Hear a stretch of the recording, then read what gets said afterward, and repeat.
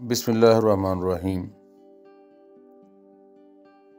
اس دور کی سب سے خوفناک بات یہ ہے کہ صرف انسان ہی غیر معصوم نہیں ہوا، بلکہ لفظوں کی معصومیت، لفظوں کی حرمت بھی مجروح ہو گئی ہے۔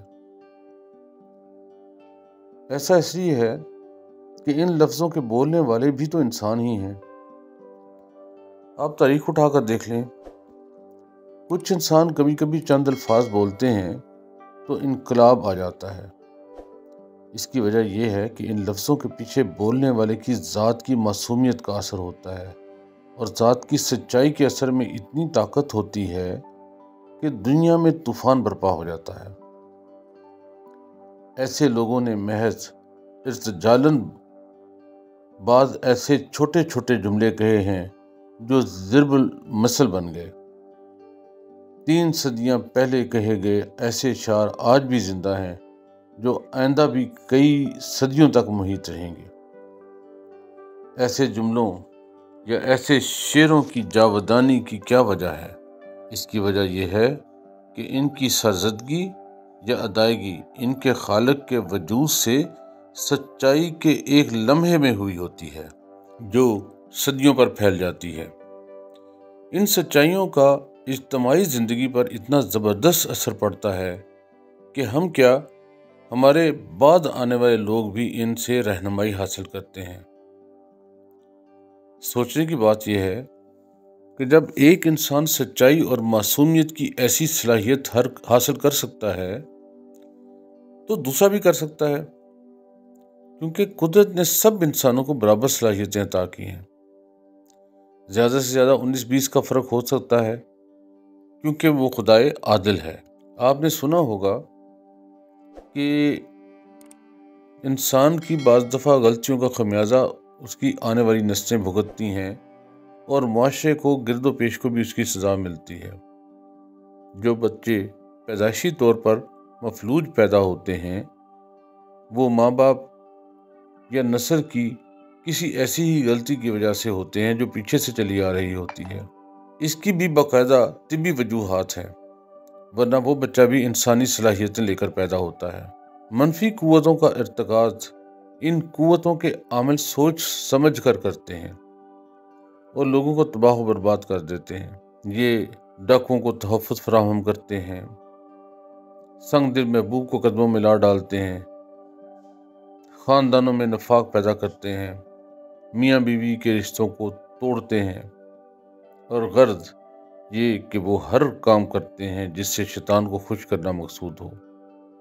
ان کا کام اس لیے بھی آسان ہو جاتا ہے کہ منفی قوتیں پورے معاشرے میں بکھری ہوئی ہیں۔ ان منفی قوتوں کی وجہ سے ایک خوفناک صورتحال یہ پیدا ہوئی ہے کہ ہم نے مثبت زندگی بسر کرنے والوں کو حقارت سے دیکھنا شروع کر دیا ہے۔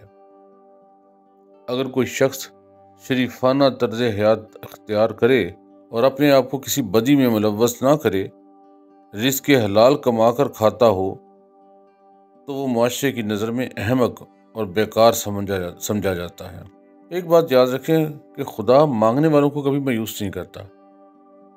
اب مانگنے والے پہ ہے کہ وہ مانگ کیا رہا ہے۔ اگر وہ غلط چیز مانگ رہا ہے تو وہ اس کو بھی مایوس نہیں کرے گا۔ ریس کھیلنے والا بھی اڑتا ہے تو کہتا ہے یا مولا 4 یا 5 نمبر لگ جائیں۔ دوسرا آدمی رزق حلال کے لیے اسی خشوع و خضوع سے دعا مانگتا ہے، دعا دونوں کی قبول ہو جاتی ہے۔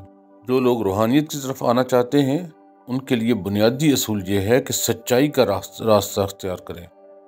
اس کا فائدہ یہ ہوگا کہ ان کی ذات میں ارتعاش نہیں ہوگا، جھٹکے پیدا نہیں ہوں گے۔ نیک اعمال کی لہر اتنی تر و تازہ ہوتی ہے کہ جسم اور روح کو سیراب کر دیتی ہے، اور اس سے جو بالیدگی پیدا ہوتی ہے اسی کا نام روحانیت ہے۔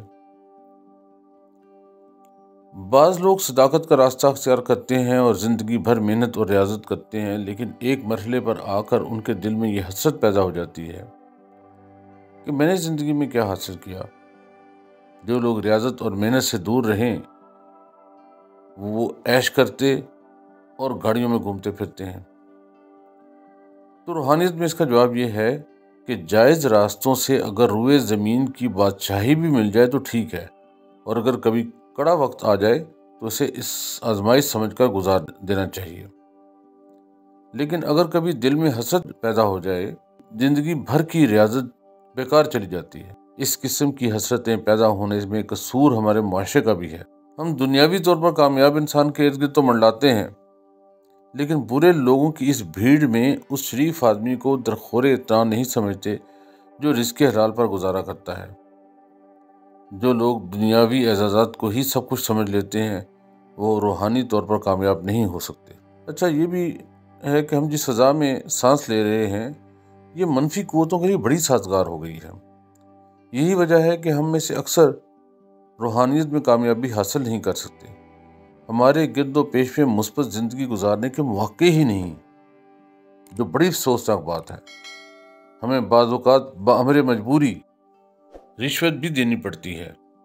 ایسے ماحول میں نتائج و عواقب کی پرواہ کیے بغیر اپنے اصولوں پر استقامت کے ساتھ چلنا ایک ایسا مجاہدہ ہے جو بڑے بڑے چلوں پر بھی بھاری پڑتا ہے، اور اس پر قائم رہنے کے لیے اپنی ذات کی مثبت قوتوں کو بیدار کرنا اور منفی قوتوں مثلا دھوکہ، فریب، حسد، کینہ، ناجائز ذرائع آمدنی، ان سب سے اجتناب بہت ضروری ہے۔ ان منفی قوتوں میں جھوٹ اور رزق حرام روحانی قوتوں کو سب سے زیادہ نقصان پہنچاتے ہیں۔